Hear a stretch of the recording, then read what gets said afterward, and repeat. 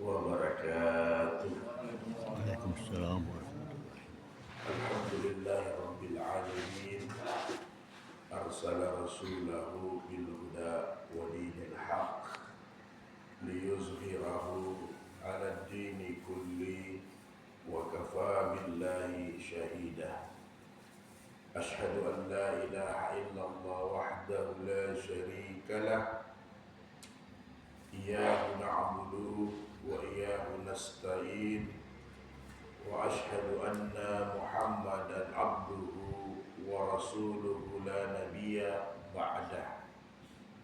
Ikhwanul kiram rahimakumullah.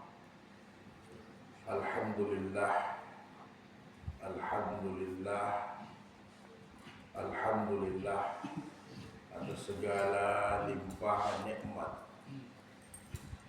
karunia yang Allah curahkan kepada kita semua.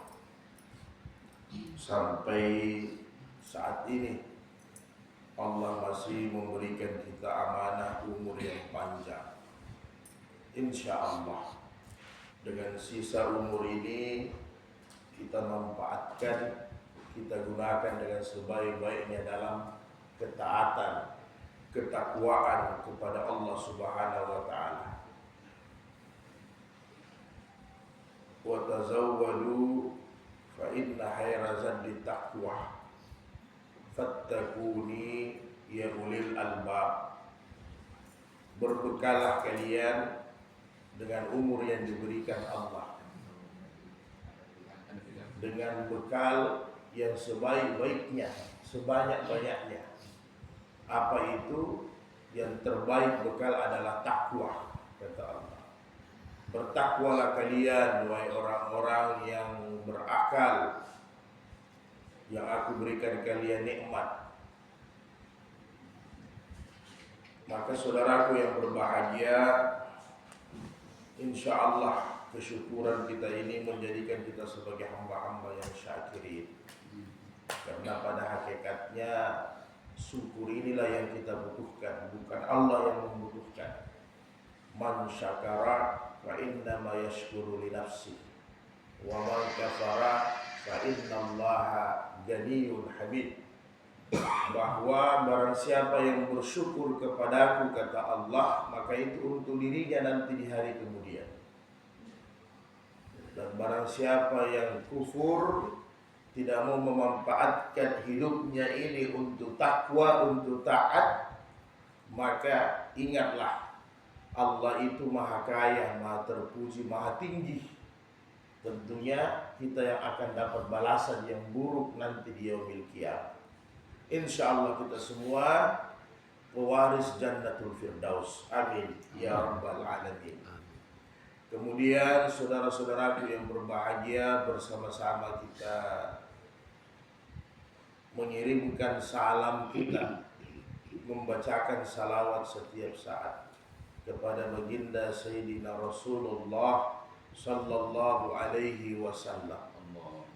Manusia yang paling bakhil, yang paling kikir, ketika disebut nama Nabi, dia tidak mengirimkan salam, salawat kepada baginda Rasulullah sallallahu alaihi wasallam. Kemudian bahwa dalam hadis hasan, satu majelis yang di dalamnya tidak dibacakan salawat, tidak ada satupun ahli majelis itu membacakan salawat, maka majelis itu seperti majelis yang sia-sia. Maka kita kirimkan salawat kepada Nabi, kita berdampingan dengan Rasulullah nanti di hari kemudian. Allahumma salli ala Sayyidina Muhammad wa ala ali Sayyidina Muhammad fil alamina innaka hamidum majid.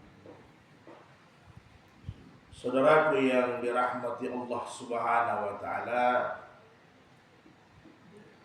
alhamdulillah kita sudah berada di penanggalan 9 Muharram.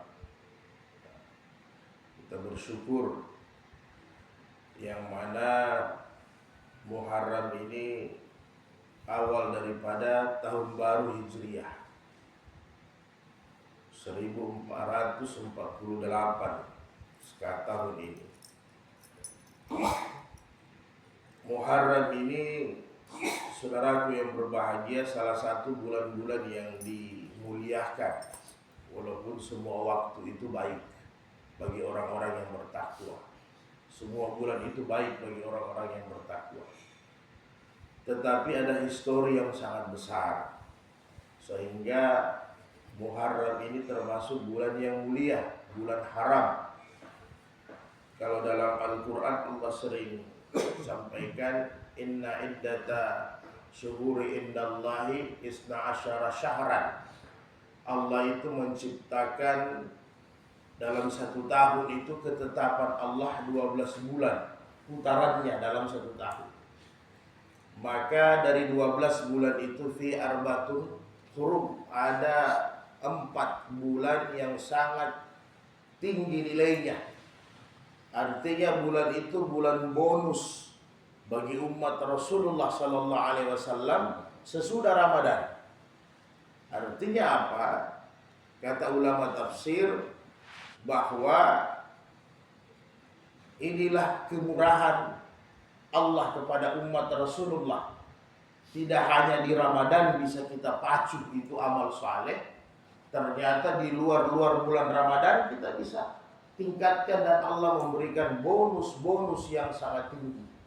Ini bonus untuk orang yang bertakwa, karena orang yang tidak taat, ada bulan mulia atau tidak sama saja baginya. Orang yang tidak taat, Ramadan tidak Ramadan sama saja, karena dia tetap tidak taat, tetap buat dosa, tetap buat maksiat. Tapi bulan-bulan haram ini untuk orang-orang yang taat, sekaligus memancing orang-orang yang tidak taat bisa hijrah, bisa kembali kepada Rasulullah, kepada Allah Subhanahu wa taala. Karena ini juga hakikatnya tahun baru. Hakikatnya tahun baru Hijriyah itu dalam hadis-hadis sahih, al-muhajiru man hajara nahallahu anhu, kata Rasulullah. Bahwa tahun baru itu juga hijrah ini bisa momentum bagi orang-orang yang banyak dosa, yang belum sadar, kesempatan untuk bisa hijrah. Hijrah yang bagaimana? Manahallahu anhu. Perkara-perkara yang Allah larang, perkara-perkara yang Allah perintahkan untuk ditinggalkan, ini kesempatan, momentum juga bagi mereka. Nah, bagi kita yang sudah istiqamah, ini bonus yang luar biasa. Sehingga di bulan Muharram ini kita bisa tingkatkan lagi ibadah-ibadah kita kepada Allah Subhanahu wa taala. Apalagi dalam beberapa hadis-hadis hasan, bulan Muharram ini bisa dikatakan hampir semua para nabi ini ada keutamaan yang mereka dapatkan. Ya. Walaupun ada beberapa derajat hadisnya dhaif, tapi ada beberapa kemenangan yang besar yang mereka dapatkan. Inilah yang ingin kita dapatkan. Seperti dalam hadis sahih, kemenangan daripada Nabi Musa alaihissalatu wassalam, ya, dari Fir'aun laknatullah alaih, yang sangat memusuhi agama ketika itu. Maka puncaknya itu dalam semua tafsir Quran, maka diberikanlah kemenangan Nabi Musa di 10 Muharram ini. Itu hadisnya sahih. Sehingga Fir'aun dimatikan. Maka dengan rasa syukurlah sehingga Nabi Musa alaihissalatu wassalam merayakan kemenangan itu, namanya syukur. Sehingga puasa 10 Muharram itu memang warisan daripada Nabi Musa alaihissalam. Itu warisan daripada Nabi Musa, karena terselamat yang selama ini diganggu, diintimidasi, baik fisik, mental, semua pengikut Nabi Musa oleh Fir'aun laknatullah alaih dengan pasukan-pasukannya. Maka diberikanlah kemenangan. Inilah Muharram, saudaraku yang berbahagia. Maka bagi kita orang-orang yang beriman tidak putus-putus mendapatkan keutamaan, termasuk di bulan Muharram ini. Hanya yang perlu kita waspadai sekarang ini kan media sosial. Ya, sekarang ini media sosial. Jadi kadang banyak juga yang dikirimkan oleh orang-orang yang memang namanya sekarang ini orang-orang yang tidak suka sama Islam itu pasti banyak, baik musuh internal maupun eksternal. Nah, jadi kita juga harus hati-hati karena amalan-amalan di bulan Muharram ini sudah distandarkan sama Nabi. Tidak ada juga yang sangat berlebihan. Maka saudaraku yang berbahagia, ada beberapa juga memang hadis-hadis yang sifatnya dalam ilmu hadis itu maudhu. Kalau maudhu itu tidak bisa ditoleran, karena yang namanya maudhu itu palsu. Maudhu itu palsu. Palsu itu ciri-cirinya ya begitu, hadisnya matruk, banyak kelemahannya, bukan hanya lemah, cacat maksudnya, matruk. Kemudian di dalamnya itu perawi-perawinya kazab banyak ya, banyak yang memang pendusta. Nah, itu jangan sampai kita salah kirim. Saya lihat di media sosial banyak itu. Hati-hati, salah satunya katanya kata Rasulullah bersabda, man sama yauma asyura, barang siapa yang berpuasa di tanggal 10 Muharram ya, katanya kataballahu lahu sittina sannatan, maka Allah memberikan dia pahala 60 tahun beribadah. Wah, ini berlebihan ya. Nah, jadi tidak mungkin sampai. Jadi kata Imam Suyuti, ciri-ciri hadis-hadis mungkar itu kadang pahalanya berlebihan. Jadi ciri-cirinya hadis mungkar, hadis palsu itu pahalanya kadang berlebihan. Apalagi di bulan Ramadan, banyak sekali hadis-hadis palsu. Bukan hadis lemah. Hadis lemah masih bisa ditoleran kalau ada penguatnya dari hadis sahih, itu masih bisa. Tapi kalau hadis-hadis lemah ini banyak. Ada lagi salah satu hadis di media sosial bahwa man sama yauma asyura sawaban ibadah malakan asyar alfan malakan. Nah, ini juga berlebihan. Barang siapa yang puasa 10 Muharram, dia mendapatkan pahala ibadahnya malaikat 10.000. Wih, luar biasa itu. Nah, jadi nanti yang ditakuti kata Imam Suyuti, sehingga orang-orang mengamalkan hadis palsu ini, akhirnya dia tidak mau ibadah sesudahnya. Oh, saya sudah dapat 10.000, dapat 60 tahun. Padahal ini mungkar, palsu. Nah, jadi bagusnya nanti tiap-tiap kita sebenarnya. Ada sekarang kan terjemahan sudah ada juga. Kumpulan hadis-hadis palsu, bukan hadis lemah, hadis palsu. Itu bagus dimiliki. Bahkan ada salah satu hadis palsu Muharram juga, bahwa yang pertama kali berpuasa Asyura itu burung-burung katanya. Burung Asyur ya, yang pertama kali berpuasa di bulan Asyura. Ini mungkar, palsu. Nah, yang paling banyak mengeluarkan hadis-hadis ini memang dari golongan-golongan saudara-saudara kita yang di Syiah, yang paling banyak mengeluarkan ini hadis-hadis palsu Muharram. Karena Muharram ini bagi mereka hari yang sangat besar. Sebenarnya hari kesedihan ya, semua kita juga sedih, bukan hanya Syiah sebenarnya, tapi penempatannya harus tepat. Makanya di hadis-hadis Syiah, di kitab-kitab Syiah, ada salah satu yang paling monumental itu, barang siapa yang menangis ya, berlebihan, menangis sejadi-jadinya pada tanggal 10 Muharram, maka banyak itu modelnya, ini hadis salah satunya, maka Allah memberikan nanti pengampunan dia di hari kemudian. Ada juga Allah memberikan pahala ibadah berapa puluhan ribu tahun. Ada juga Allah nanti diberikan syafaat. Itu semua mungkar ya, itu mungkar. Akhirnya makanya kalau sudah 10 Muharram, kadang saudara-saudara kita di Syiah menangisnya sudah berlebihan. Karena sesuai dengan hadis-hadis itu, ada yang menangis berteriak, ada menangis harus mengeluarkan darah, ada menangis sambil memukul-mukul mukanya, wadarabal juyuba, wadarabal hududa, menampar-nampar mukanya, ya kan, sampai mengeluarkan darah. Nah, ini mungkar, ini hadis-hadis mungkar semua. Jadi, tapi memang mereka yakini itu. Karena memang di 10 Muharram ini kan dalam sejarah Islam termasuk sejarah gelap ya. Karena cucu Nabi Husain bin Ali radhiyallahu anhu itu dipenggal di Karbala. Itu proses fitnah, adu domba, itu huru-hara umat Islam sejak meninggal Utsman bin Affan, maka fitnah ini berjalan terus. Dan itu sudah dijanjikan Nabi dalam hadis-hadis sahihnya bahwa pintu fitnah ini akan terbuka setelah Umar bin Khattab meninggal. Jadi sudah ada warning dari Nabi, sehingga banyak sahabat-sahabat itu yang memang garis lurus, tidak mau huru-hara, tidak mau masuk dalam dunia politik, maka mereka itu banyak yang lari ke bukit-bukit. Karena Nabi juga sudah sampaikan, zaman huru-hara orang yang selamat itu salah satunya mengembala domba, mengembala kambing, lari ke bukit-bukit menyelamatkan diri. Termasuk beberapa sahabat yang paling banyak ahli sufa, Hudzaifah, Salman Al-Farisi, Abu Darda, ini mereka selamat.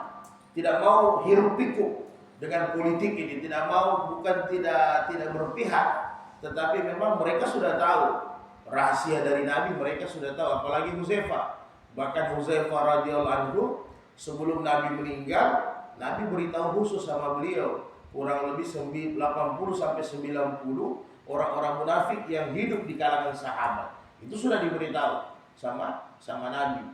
Maka Umar bin Khattab tahu ini barang.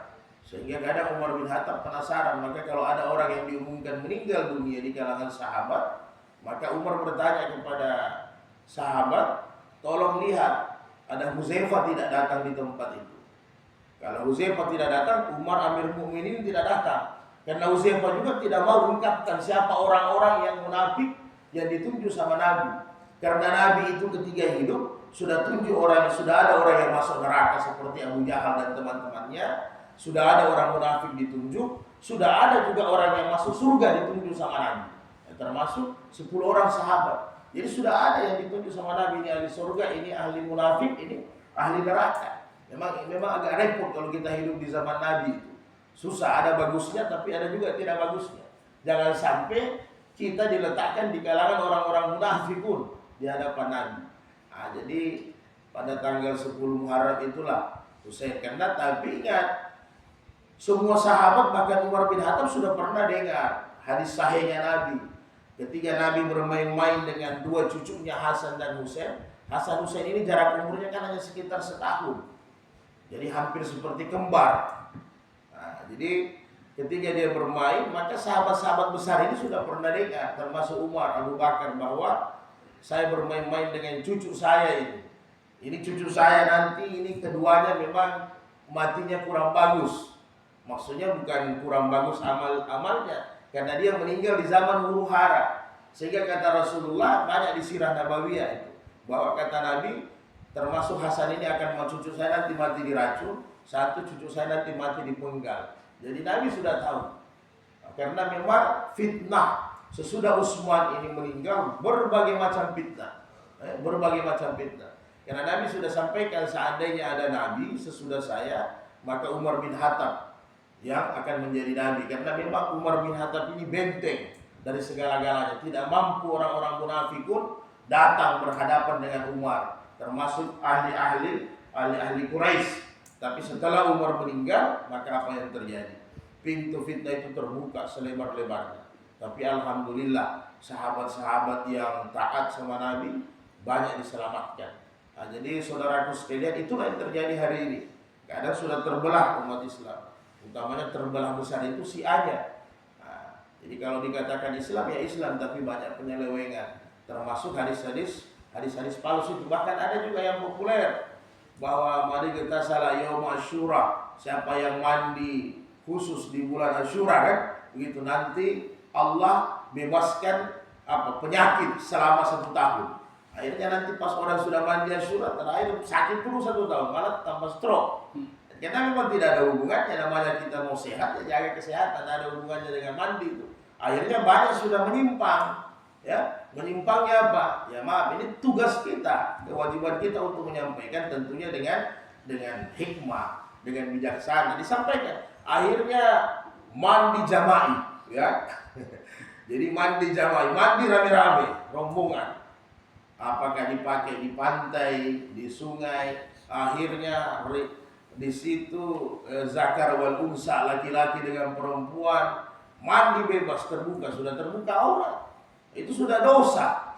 Jadi itu sudah dosa. Karena mandi khusus itu yang ada dalam syariat Islam itu yang dibolehkan hanya mandi mu'alaf boleh, kemudian mandi Jumat dengan ida ini, Idul Fitri, Idul Adha, mandi Jumat, mandinya mu'alaf boleh, mengajarkan dia untuk mandi janabah sebagaimana sahabat dengan Nabi.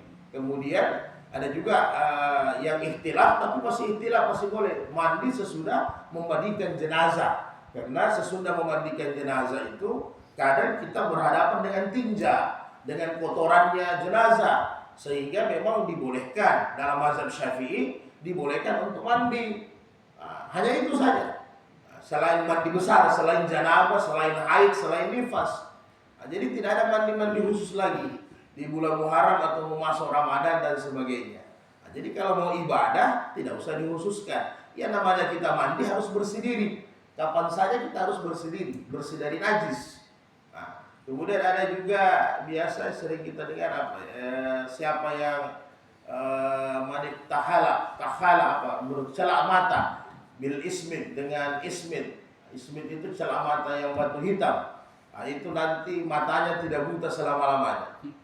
Nanti tiba-tiba ini kan urusan mata ini urusan umur, ya. Urusan kesehatan ini dia berkaitan dengan umur. Yang jelas ketika umur kita sudah manula, usia lanjut, ya pasti memang itu sudah Nabi sampaikan kan.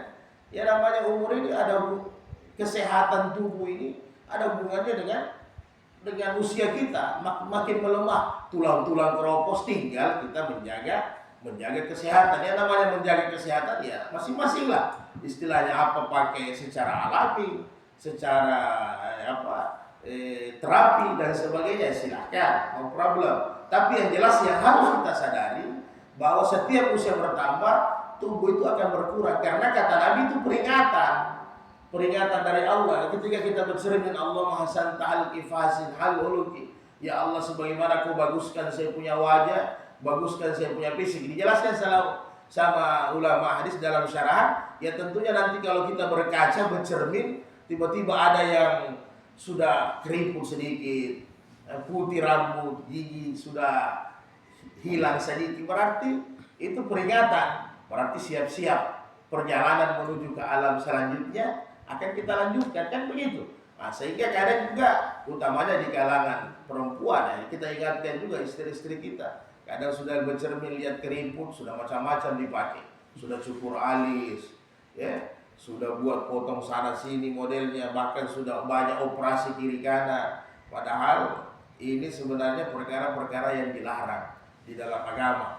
Apalagi hidung ditambah jadi tinggi, dagu dikasih lancip. Ini perkara-perkara yang haram. Kita harus berjumpa dengan Allah seperti memang model kita sekarang, tinggal takwa kita. Nah, jadi saudaraku sekalian yang berbahagia, jangan juga kita ikut-ikut kirim di media sosial hadis-hadis palsu begini, berarti kita menyebarkan keburukan. Ini kita menyebarkan keburukan. Ya. Makanya ini jari-jari ini berbahaya.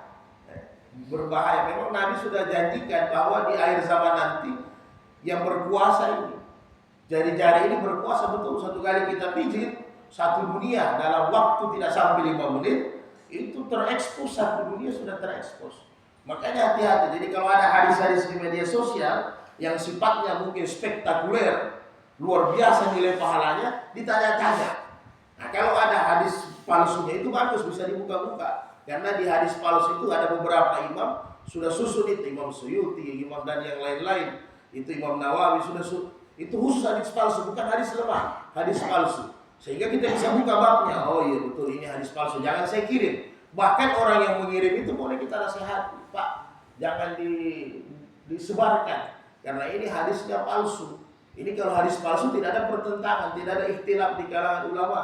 Tapi kalau masih hadis lemah, masih ada kalangan. Apalagi kalau ada yang menguatkan hadis saya, tapi hadis palsu tidak boleh sama sekali karena itu maudhu, mungkar. Jadi ketika kita sebarkan di HP, di media sosial, berarti kita menyebarkan kemungkaran.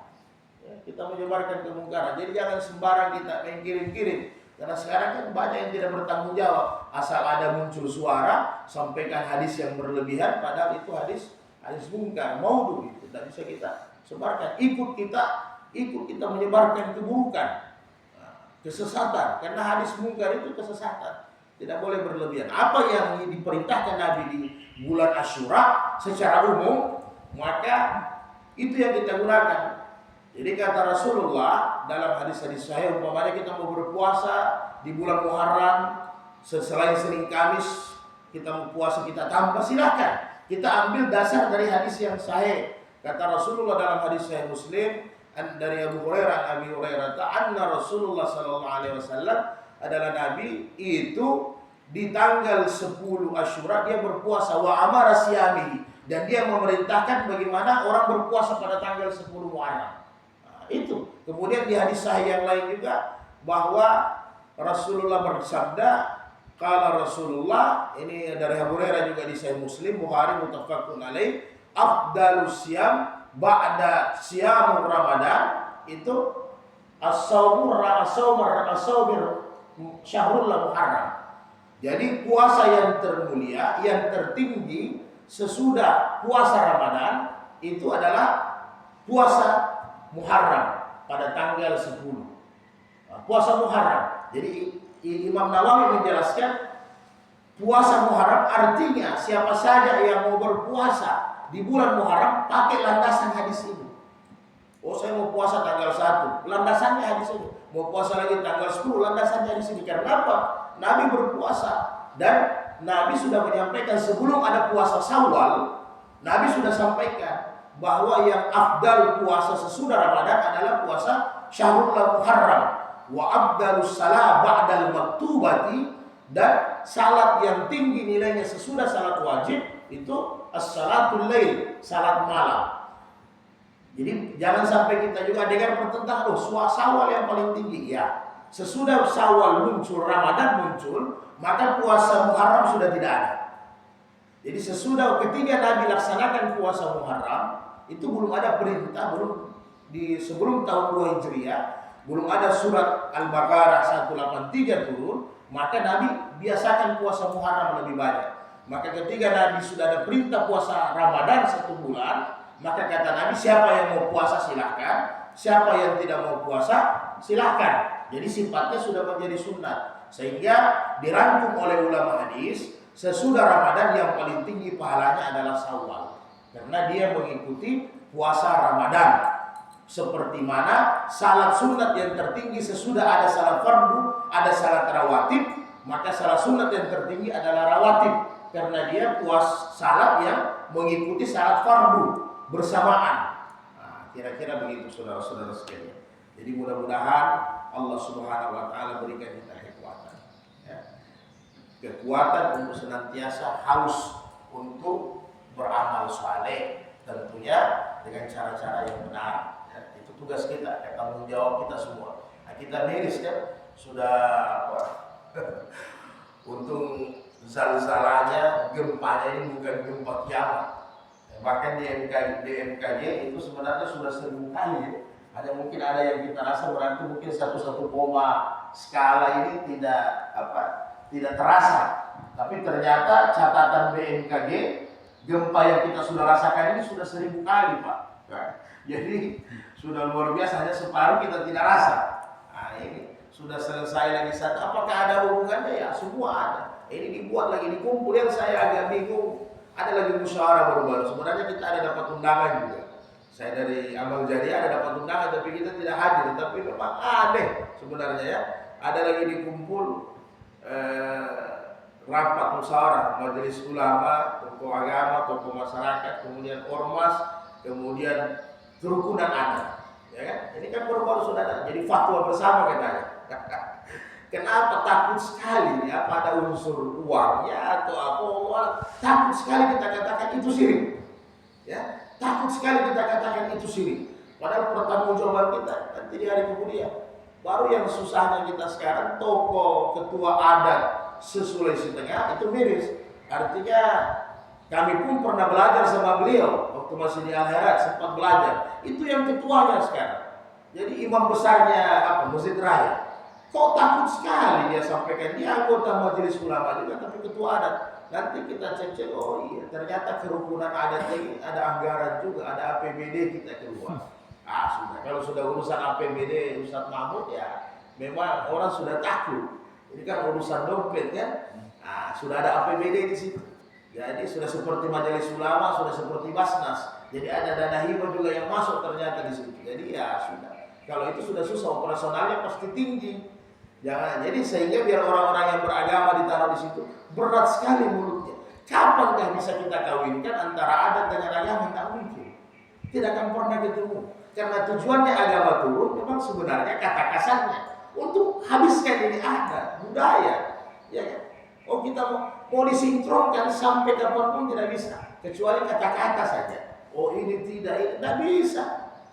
Karena memang kalau mau bilang karena memang tujuannya agama ini memang sebagaimana Nabi diturunkan, memang untuk menghancurkan prinsip kultural daripada semua nenek moyangnya Nabi. Jadi tidak usah cerita nenek moyang kita. Kalau nenek moyang kita ini masih pendek. Nenek moyang saya, nenek moyang Pak Haji Umar paling masih tahun 1800. Paling sampai situ saja nenek moyang kita. Ini nenek moyang Nabi.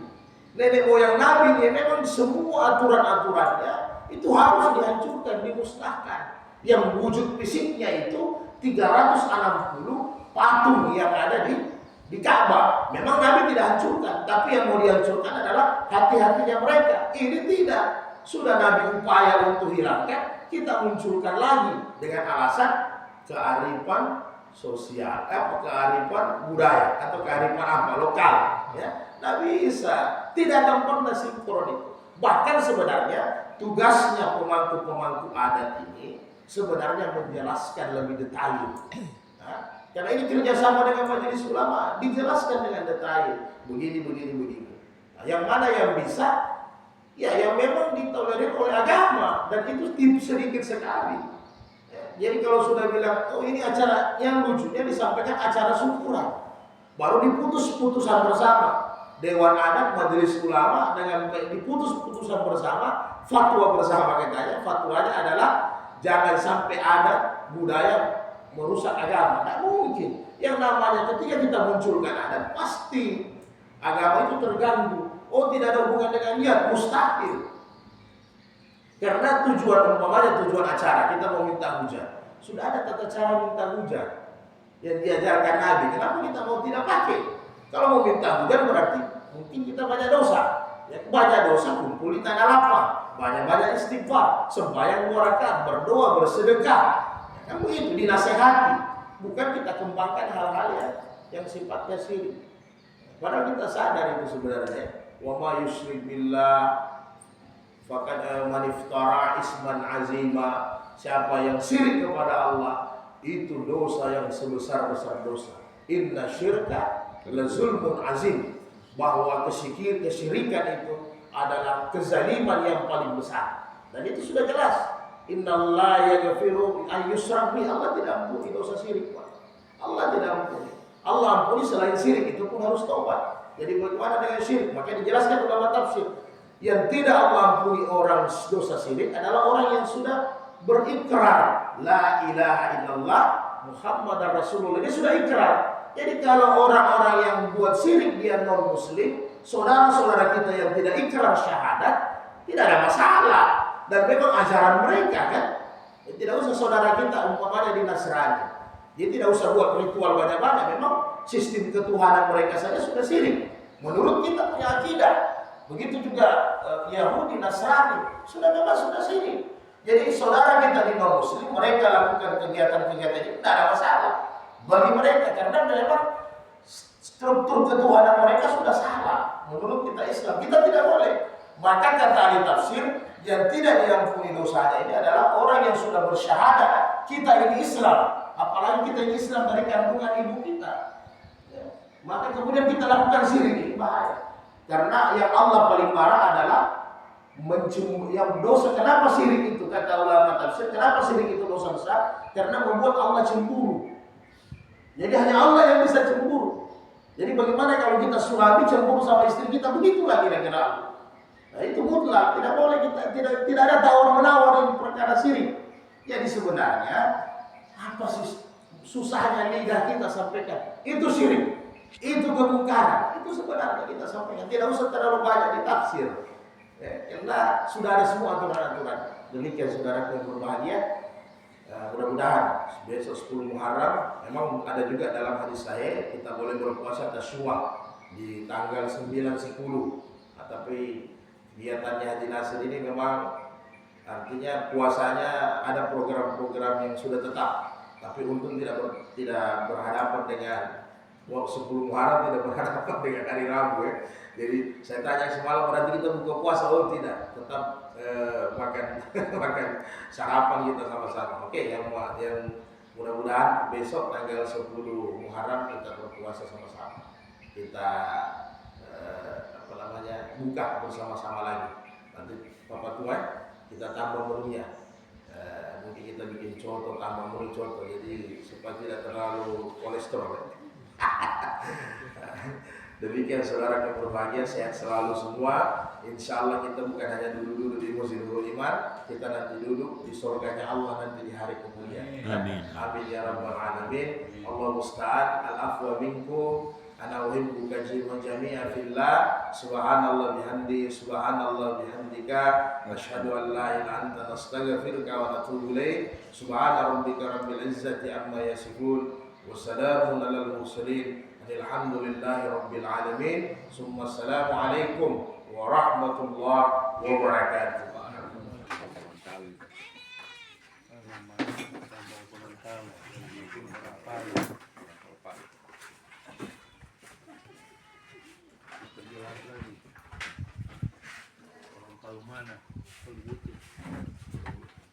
Nih, kopi Gorontalo. Ini Gorontalo punya.